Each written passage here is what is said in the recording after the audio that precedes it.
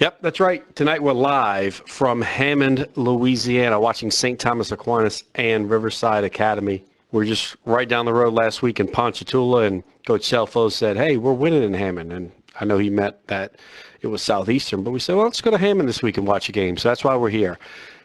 He's Alan Waddell. I'm Brad Lumine. This is the Allstate Sugar Bowl Prep Football Roundup. And it's the 8 o'clock hour, which means it's time for the Allstate Sugar Bowl interview of the week. This week joining us on the program is former Ole Miss Rebel and former New York Yankee, Jake Gibbs. Look, for those of you that don't know, quick, name me somebody who was an All-American in football and another sport. And there's some out there. I mean, Jim Brown at Syracuse was football and lacrosse All-American. I'm going to go even further. Chaz Gessner at Brown was football and lacrosse All-American. Name me a football and baseball All-American in college.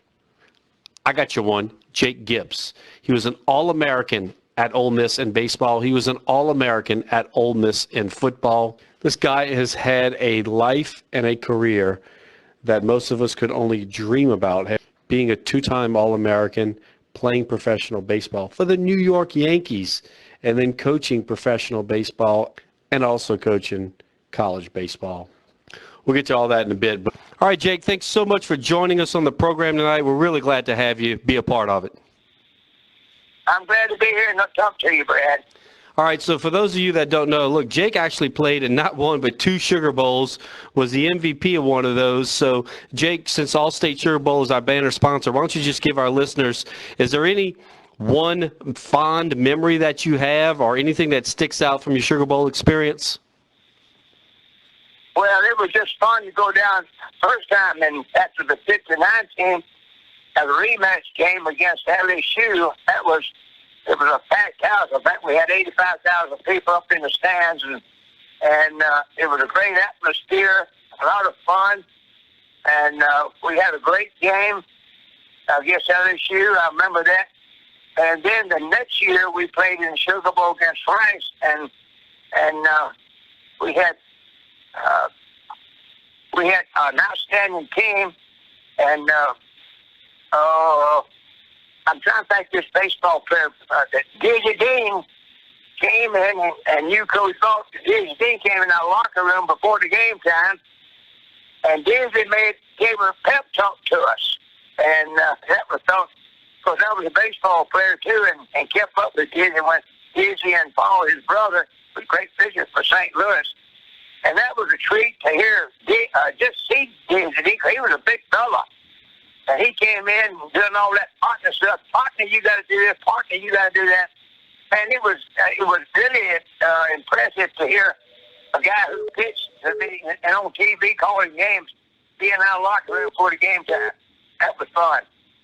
Well, Jake, you talked about that rematch game, and most of us know that's because earlier in one of those seasons, your Ole Miss Rebels had played the LSU Tigers, and that was the famous Halloween night punt return by Billy Cannon, and the punter was none other than yourself.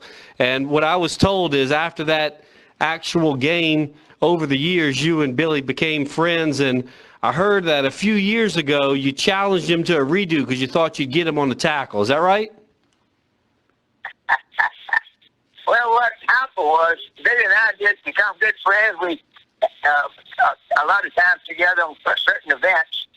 But anyway, I had a good friend in my neighborhood that loved LSU too, and he met somebody down on the, I think, Gulf Shores, and they got to talking, and he knew Billy Cannon. So this friend of mine lived right around the corner, set it up. Well, that guy would bring Billy Cannon up here, and he did. And this guy had a little cabin about 4 or 5 miles from Oxford, and we had catfish and something to drink, and I had probably about 25, 30 people there. So, and we had LSU helmets to sign, Ole Miss helmets to sign, all the other stuff. And we just had a good visit. And Billy and I got there talking, and I said, Billy, I said, you've been telling folks how you put a certain move on me, and I took it. And I said, you didn't have no move. I said, you was a straight line runner. I said, I tell you what, let's go outside, and I'm going to tackle your big butt tonight. That's going to be the end of the story. That's great. That's great. We had a big lad, a lot of fun with it.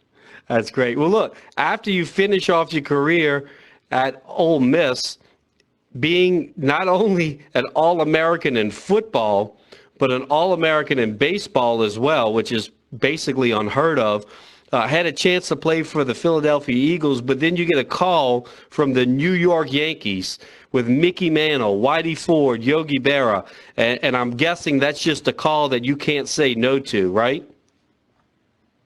Well, I tell you, getting back to that phone call with the Eagles, it was a scout for the Eagles. As you remember, Norm Van Brocklin was a quarterback for the Eagles, and they won the championship that year, and he was retired.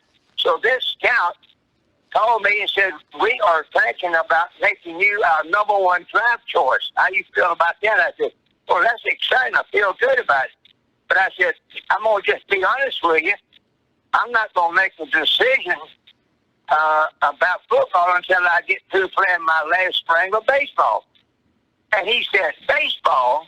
I said, yes, sir, I play baseball too.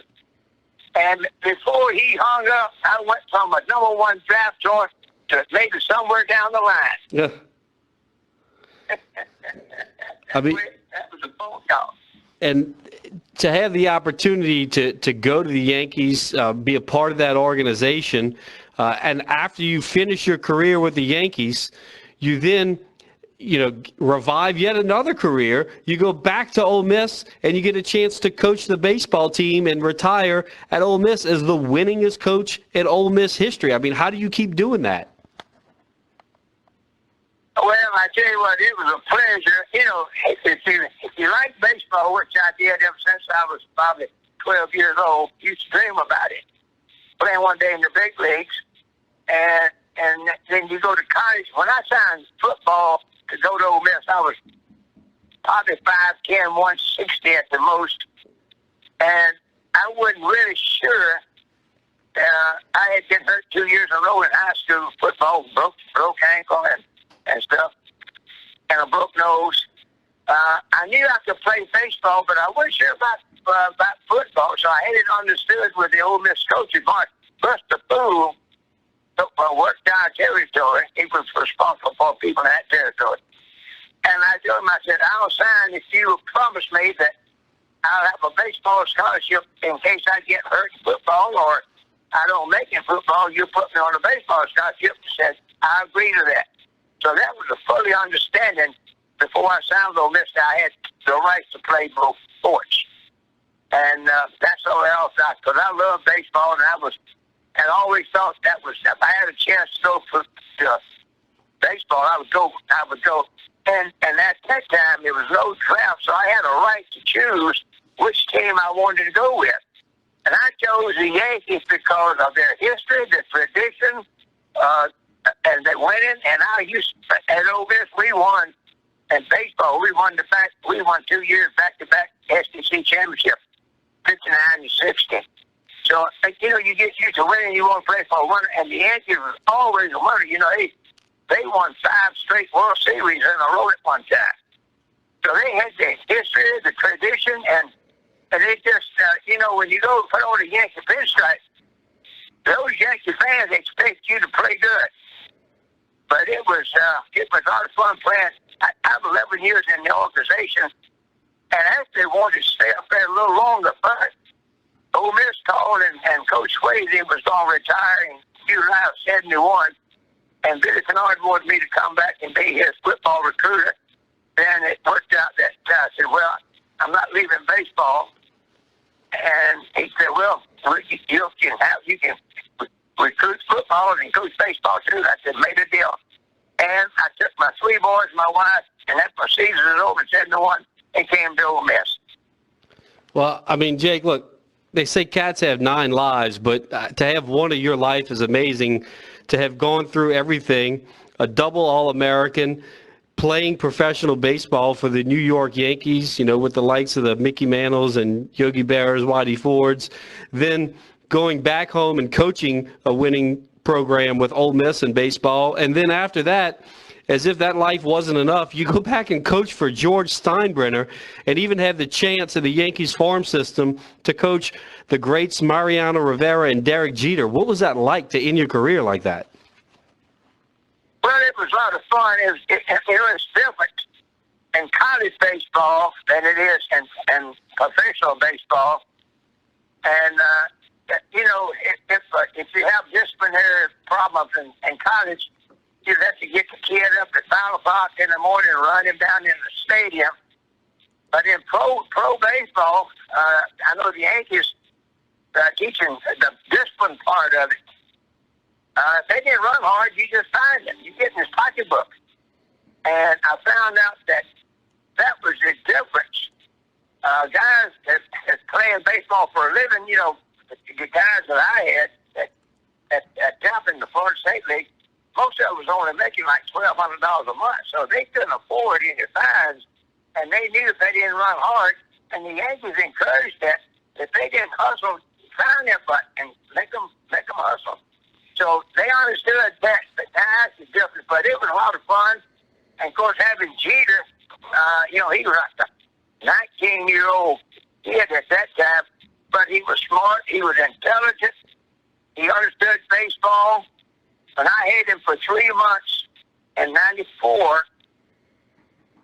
I would give him the green light in a situation at first base or at second base. We stole third base quite a bit, too. I like to run. And Derek Jeter, he did this 22 times in the first half of the season. 22 times he got thrown out one time, and that was at Dunedin against the Toronto Blue Jays, where he got thrown out third base, and it was a perfect throw from the catcher. And the third baseman had to move his glove and just slide it. Bang, bang, and he called him out. That's the only time he got thrown out the 3 months I had him. That's amazing. Then we got Mario Rivera. He was coming back from elbow surgery, and when I got him from the low A with the Charleston River Dogs, I had instructed that he could only pitch as a closer 20 pitches. When I pitched him, say, tonight, 20 pitches, the next day, he don't even hardly pick up a ball. Then the next night, he would throw 20 pitches. So every other night, he could throw 20 pitches. And he did that for 2.5 months with me. And they took his time and rebuilt his elbow and not rushed it. And God, he left me and went to AA. He did well, and he went to AAA. And get back to Jeter, I had to fill out a reform when the season was over on every player that I had. And it started, is this guy a prospect? Is he going to be a AAA guy? Is he going to be a big leaguer? Or is he going to be a guy that help big league team win? Is he going to be a superstar? Is he going to be an impact player? That's what they wanted to know. And on this note that I said, Derek Jeter can play for you next year. It will not embarrass you. And that's what I put down on his pad. But in '95, they sent him back to AAA for a whole year. Then he went up in '96, and you saw what he's done. Yeah, I don't think he embarrassed that organization at all, huh? I don't think he did pretty well. He's a good guy, too. He's really a good guy. And I tell you what he does. Him and both Mara, when you go back to old timers game, he's done it more than once. He'll come out to the dugout and stay for probably an hour and talk to the old timers. Now, a lot of those guys won't do that. But Jeter did it, and Mario was good about it, too. Well, look, Jake, we really appreciate you taking us on a trip down memory lane and all the accolades that you were able to have throughout your career. Congratulations on your playing career, your coaching career, everything that you've accomplished. I mean, it's truly amazing. And we were just glad to have you a part of the program tonight. We really appreciate it. I'm glad that I was on your program. I used to go down to Baton Rouge every year for the kids' baseball tournament. They had in Baton Rouge. I got to know so many good people down there. It was all I look forward to it. God bless you, Brad. Y'all have a good day.